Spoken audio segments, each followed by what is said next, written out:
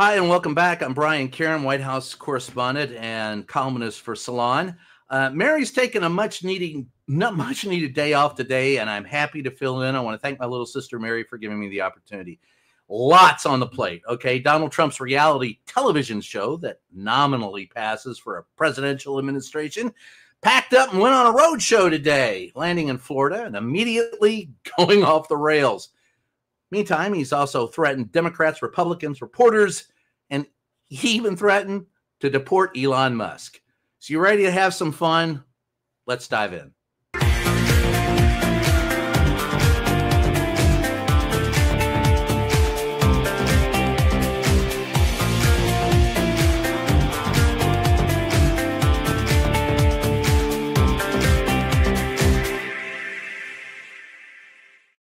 Wow, cool intro. Love it. Welcome back, and thanks. You know, what can I tell you? Today was an interesting day. While en route to a migrant detention facility that, guess what, Donald Trump himself nicknamed Alligator Alcatraz in the Florida Everglades, Donald Trump spoke with the press, actually spoke with us as he left the White House on the South Lawn, made a complete fool of himself, of course. One reporter tried to get him the chance to explain kind of what was going on or even acknowledge the cruelty of locking people up in the Florida Everglades with, as he described it, dangerous animals. But, you know, Donald couldn't do it. Instead, he gave this mind-numbing response. It's the idea that if dogs illegal immigrants escape, they just get eaten by an alligator or a snake or something? I guess that's the concept. This is not a nice business. I guess that's the concept. If snakes are fast, but alligators are, we're going to teach them how to run away from an alligator, okay? If they escape prison, how to run away. Don't run in a straight line. Run like this. And you know what? Your chances go up about 1%. Okay? Not a good thing. Yeah, run away from alligators, Donnie. Look, this is nonsense. Let's call this, first of all, what this is. This is an American concentration camp, as described by the presidential PEP secretary, Caroline Leavitt, in the briefing room yesterday. Donald Trump, this thing is one road in, surrounded by the Everglades and dangerous animals, including alligators. What can I tell you? It's, I don't know. It's completely nutty. I think he's lost all touch with humanity, no empathy. But if you think that was bad, folks, once inside the facility, things got even worse. Now, Donald's comments became more profane. We're getting used to that, more erratic, and more revealing of his mental decline. Take a look. Hey, Biden wanted me in here, okay? That's it. He wanted me. It didn't work out that way, but he wanted me in here. That son of a bitch. Yeah, it isn't about you, Don. You're not going to be put in there. Never will. Never happen. I think it's been getting worse. I've covered this guy for 10 years. I got to tell you, folks, I noticed hand trembling and stumbling during the first administration. But Mary said something that I refer to often. Donald Trump, there's no worst with Donald Trump. Every day is worse. Now, you will notice that Donald Trump hasn't even been in the White House on a Monday for the last month. He's got a 3 or 4 day work week at most. When he's golfing, he's no longer going to Mar-a-Lago. He's just going to Virginia. Meanwhile, the people that are really pulling the strings, like Stephen Miller, are keeping him hidden from the rest of the world while Donnie breaks down. Every day, he's less and less coherent. His staff laughs behind him nervously about it, and they try to hide him from view, as I said. And look, it didn't stop with what happened yesterday. Shocker, right? I know. He kept going. After the tour, he sat down with reporters and fielded questions. Now, one Fox reporter asked him how long detainees could expect to be held, right? Donald got confused, shocked, and somehow, again, made it about himself. Dana Marie McNichol, Fox News Channel. Mr. President, is there an expected time frame that detainees will spend here, days, weeks, months? And does that have anything to do with the immigration judges you just spoke about being trained and staffed here? When you say, what was the first part of your question? Is there a specific time frame you expect the detainees to spend here, days, weeks, months? In Florida? Yes, here. I'm going to spend a lot. Look, this is my home state. I love it. I love your government. I love all the people around. These are all friends of mine. They know them Very well. I mean, I'm not surprised that they do so well. They're great people. Ron has been a friend of mine for a long time. I feel very comfortable in the state. I'll spend a lot of time here. I want to, for 4 years, I've got to be in. That's Donald Trump's lame attempt to avoid a question because he doesn't have an answer. And at the same time, it again shows how far his mental decline has deteriorated. If you're going to say that Joe Biden, and we got a mea culpa tour from Jake Tapper about how he didn't notice Joe Biden slide into dementia, Donald Trump fell off a cliff, folks. This is not a well man. Who cares if you, and by the way, I don't know if Florida is your home state. You were calling New York your home state as you were threatening the guy who's going to run for mayor of New York. So none of this makes any sense because Donald Trump doesn't make sense. He's a reality show. He's lost his touch with what is reality, and he has no empathy. But by God, he loves Florida and all the people that live down there. Meanwhile, back in Washington, the chaos didn't stop. In fact, it continues, right? As the Republicans do everything in their power to meet Donald's completely arbitrary deadline of July 4th for the one big, beautiful bill. It's a beautiful bill. I love it. Nobody's ever had a bill like this but me. It's nonsense. All right, so the Senate squeaked the bill by last night, 50-50, right? And then, of course, the tying vote was the vote that got us the bill passed was passed by J.D. I Love Sophus Vance. And I've never seen a guy with so much made-up eyeliner. But anyway, the Senate squeaked the budget bill by. Marathon day, the Republicans fought and pleaded with their colleagues to get the bill passed. And take a look at the vote on ABC. On this vote, the yeas are 50, the nays are 50. The Senate being evenly divided, the Vice President votes in the affirmative. The bill as amended is passed. So there you have it. The so-called big, beautiful bill is now past the Senate floor. As close as it gets, a 50-50 vote here with Vice President J.D. Vance casting that tie-breaking vote. One notable Republican who voted yes was Lisa Murkowski of Alaska. And when you talk about those backroom deals, passage of this bill at the 11th hour here, after more than 26 hours of a vote-a-rama, really hinged on backroom deals, and most especially a deal with Lisa Murkowski. And while we're still trying to work out the details here, what Lisa Murkowski sought was a kind of a carve-out, was a kind of exception for Alaska, particularly on those snap cuts. Yeah, Lisa Murkowski, the woman who says she might become a Democrat, decided to vote for the Republican bill because she got what she wanted. I got mine, you get yours. That's a Republican agenda, folks. That has nothing to do with reality. It has me, mine. And at the end of the day, who's suffering? Well, we all are, of course, but that's just the way Donald Trump runs his business. What can I tell you?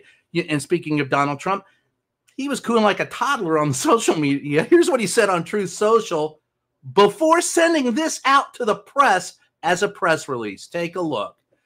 Almost all of our great Republicans, of course, they're all great. Nobody else is great but the Republicans, voted for this bill. We can have all of this right now, but every time I read it, I want to read it in his voice. But only if the House GOP unites, ignores its occasional grandstanders, you know who you are, and does the right thing, which is sending this bill to my desk. We are on schedule. This is a totally arbitrary schedule, folks. There's no reason why this has to be passed. And by the way, this is how this president governs, by tweet and social media. Instead of sending out, and I've never seen anything like it. I've covered every president since Ronald Reagan. This guy, if he's going to communicate with the press of the world, does it through Truth Social. Why? Well, he owns Truth Social, so he's making a buck. And we have to tune in because otherwise we don't really get to see what the president is thinking or saying. By the way, he didn't say that in public. So what can I tell you? It's Donald at his best or his worst. So what's next? Well, now the bill heads to the House floor and then the Rules Committee, where lawmakers are debating whether it even deserves a floor vote. Now, according to CNN and some House Republicans, they are quietly discussing whether to block the bill from coming to the floor altogether. That will be interesting, okay, because if it clears the Rules Committee, the full House will convene at 9 a.m. tomorrow for debate and a vote. But Democrats, they aren't going to make it easy. Look, I spoke with Democrats and Republican House leadership today. They both concede this is not going to be an easy trip. And why? Because there were so many changes when it went to the Senate. House Democratic leader Hakeem Jeffries warned in a press conference today that, quote, all legislative tools and options are on the table to delay or block this rushed, reckless bill. And this is coming from a guy who stood up, and filibustered for a record amount of time. So you know where this is going. And Republicans, they can't keep it together, right? Some in the House are fuming that the Senate changed too much of the bill. And remember, the last time the bill was in the House, we saw members like Marjorie Taylor Greene. I can't believe I'm agreeing with Marjorie Taylor Greene, who expressed regret for voting for the bill in the first place. Now, CNN reports that Mike Johnson believes that he can land the votes needed, but it will take a massive effort. Yeah, it's going to take a massive effort, Michael. Some members, by the way, and here's something you got to keep, they're rushing it through so quickly. This is a 900-page bill. A lot of them, most of the members haven't even read it yet. How can you vote on something you haven't read? It's because they're trying to sneak things through that will hurt Medicaid, Medicare, Social Security, the middle class, and everyone, of course, except the rich. So all I can tell you, it's an entirely different issue to be slammed through Congress just to meet an imaginary deadline for Donald versus the real need to pass this legislation in any amount of time that's, it doesn't make sense still. So Donald Trump's power grabs. Let's talk about that for a second, shall we? They don't end with the legislature. And this next one hits a little closer to home for me and for every journalist in the country. As a longtime White House reporter, I've seen Trump's war on the press up close. In fact, I beat him in court 3 times when he tried to take away my press pass. We've seen him all the time. Every time he's in front of the podium, or if he's in public, or if he's at a rally, he's talking about how we are the fake media and we are the enemy of the people. No, Don, we are the people. But more importantly, after he was humiliated by news reports that exposed a leaked intelligence report contradicting his claims about the Iranian bombing strikes, and he was what he was really upset about was the word obliterated. He kept saying that the stuff was obliterated, and reports show the BDA, the battle damage assessment reports afterwards by Central Command in the United States said this wasn't true. That in fact, that we hadn't completely obliterated everything. Trump lashed out. It wasn't just at Democrats, but this is what he had to say about the press we had confidential sources who gave us this information. And this is what he had to say. You tweeted the Democrats leaked an intelligence. They should be prosecuted. Who specifically? Do we know people get leaked? Able to find it? You can find out. If they wanted, they could find out easily. You go up and tell the reporter, national security, who gave it. You have to do that. And I suspect we'll be doing things like that. Now, let me address this point blank. Donald, you lose. That's not how it works. The First Amendment protects us and our ability to use confidential sources. And almost every state has what is called a shield law, which delineates when you can and when you cannot give up your confidential sources. Just because you want me to doesn't mean I'm going to. And I'm not saying this as a matter, as braggadocio, right? I'm stating this as a matter of fact. I have been to jail 4 times to protect confidential sources, 1 time for 2 weeks. Donald, I have my sources and you're never going to get them, particularly those inside your administration who give me the information about when you're lying, why, and who's pulling your strings. There are people inside your administration who do not like you and do not like you being there as president, but they will never come out and say anything against you because they're afraid. They pass information along to the press and we provide it to the people. That's the way it's supposed to work. And if you don't like it, I don't really care. Since I've been to jail, that's not really a threat that you're going to make on me, and I'm going to respond to it. And folks, I'm not saying this as a matter of pride. I'm saying it as a matter of fact. There are other reporters better than myself, who have better sources and will report and will not bow down to Donald Trump. And kudos to the New York Times for telling him to pound sand when his lawyer called them. Donald Trump's greatest trick that he's ever pulled on the press is what we call strategic lawsuits against public participation, SLAPP suits. He doesn't expect to win these in court, folks. What he expects to do is to intimidate you so you don't spend the money to fight him in court and you bow to his will. Don't bow to the bully. Well, that said, after Donald Trump threw a fit blaming Democrats for the leak, even though it came from the Pentagon's Defense Intelligence Agency, he again set his sights on the press. That's what we were talking about. But requiring reporters to give up confidential sources won't work. So after a very rough day for all of us, we need some peace more than ever. So here's our emotional support moment, okay? As you may know, buzz pollination is a special technique for dislodging pollen from certain types of plants. I didn't know it until I saw this video. And bumblebees are among the few species of bee capable of doing it. And of course, I couldn't see this video without thinking of John Belushi and the Killer Bees on Saturday Night Live. But let's take a breath and watch the display and beauty of nature in action. Enjoy.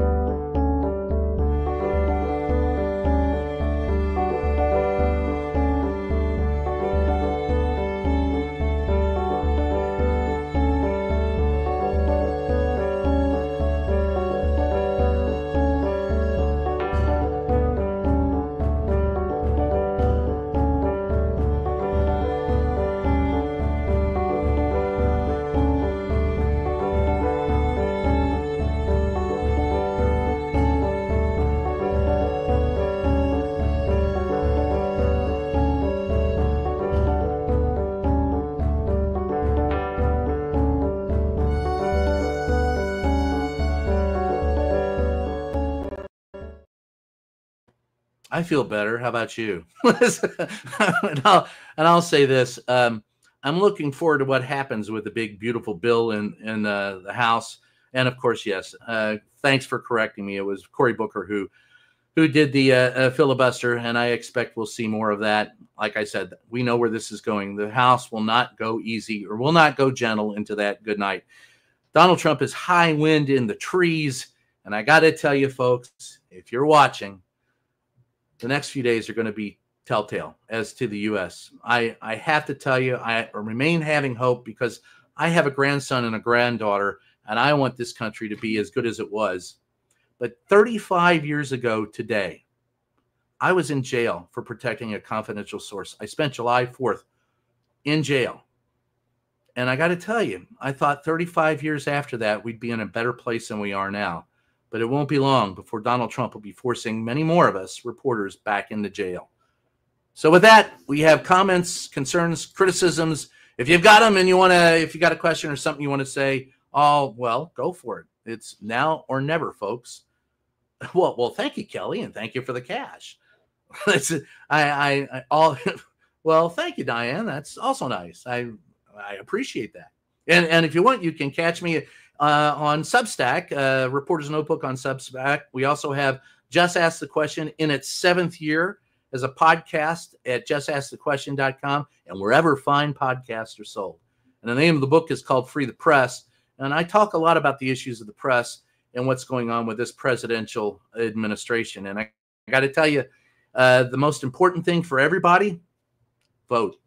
I have seen more people complain than vote. And I wish to hell more people would vote because that's what makes a difference. So it's not just voting, it's volunteering, it's getting out, it's getting on phone lines, it's volunteering. The biggest thing you can help do, volunteer at precincts, be a precinct captain, help people get in to vote, help them get in so that they can vote. The more people work, the more people that show up can vote. So that's huge. And I appreciate everything, all the nice words, and thank you for the money. Hey, it's a tough room, I'm telling you. Yes, Panthers and the scary part about that was when that came out, when the PEP secretary came out, and folks, I can't stand, this is the worst press secretary I've ever worked with. All of them and I have said, and Mercedes will back it up, I have said many times that I have managed to anger every president and every press secretary that I've ever covered, and I take it as a point of pride. But I've always told them, if you don't like me, I was here before you, I'll be here after you. But this press secretary does not have the experience, the acumen or the ability to do anything other than be a cheerleader. And it's disgusting. No credibility at all. If you're going to come out and say that Donald Trump invented the saying, peace through strength, you've lost any chance at credibility. So when she came out yesterday and said this is going to be, it was horrible to hear that the United States was bragging about opening a concentration camp.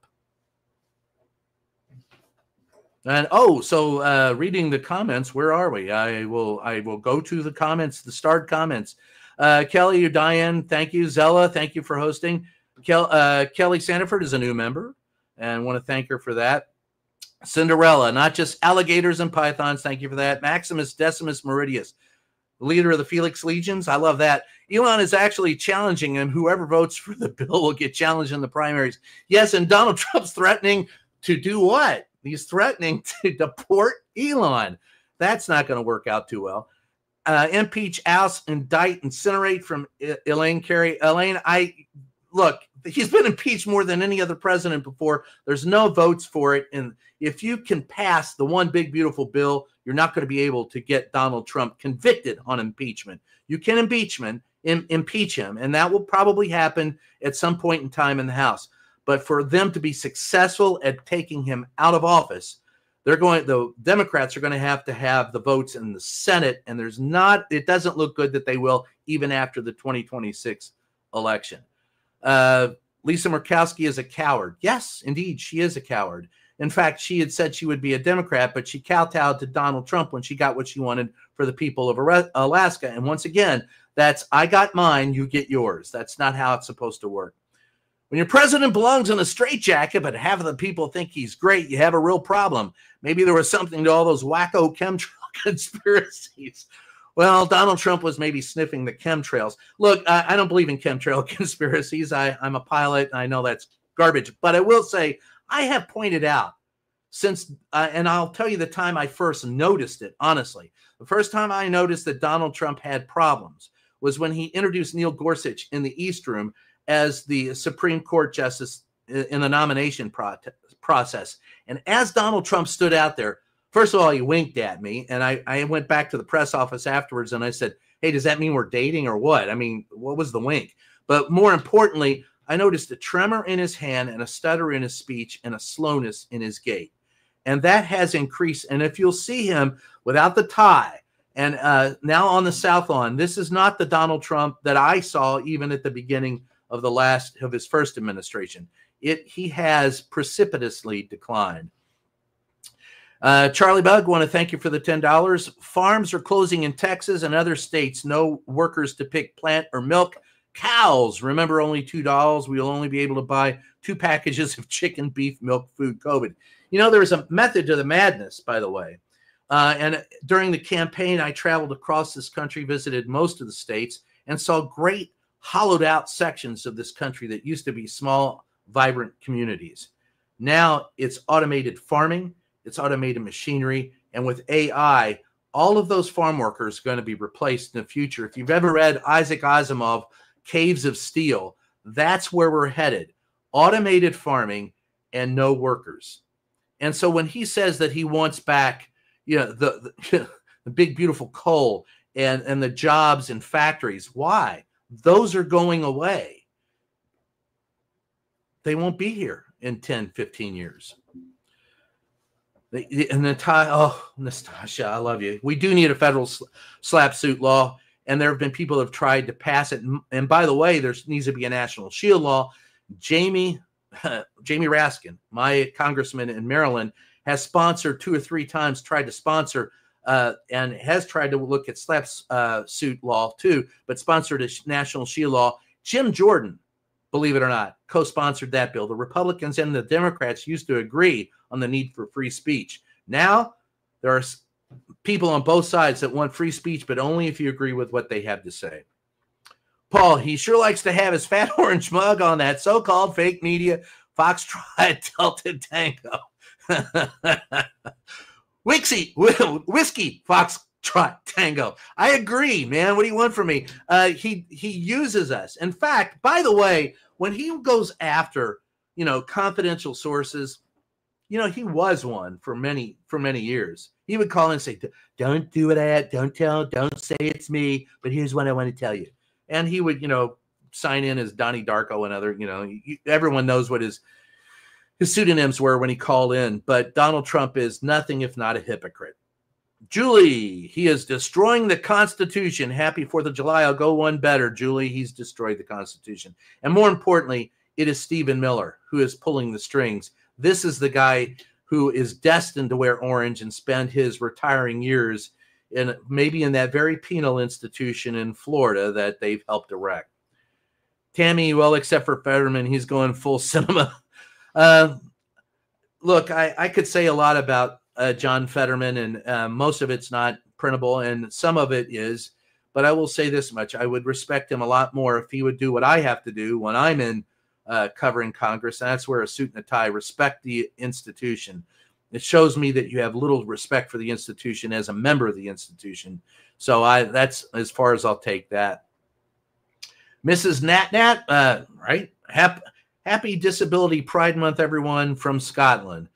Why, I thank you. I didn't know it was Happy Disability Pride Month, everyone from Scotland, but thank you very much for that. Mary Trump Media. All done, Brian. Great job. Well, thanks.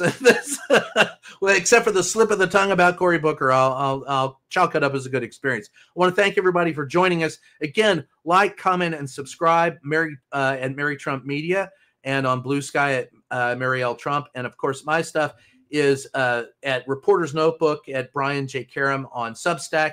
You can catch me every week, of course, in Salon with a weekly column on the White House. And then, of course, YouTube channel. And the name of the podcast is called Just Ask the Question, now in its 7th year, as we take a look at the issues and answers of the day. And then every week we have a Substack or a subset of that called Just Ask the Press, where we review the weekend review of news. So I want to thank everybody for joining us all, and thank Mercedes for making it all happen. Without the people who do all of this, I'm just the anchor reading the notes. So I want to thank everybody for joining us. It was a great fun, great time. We'll catch you next time.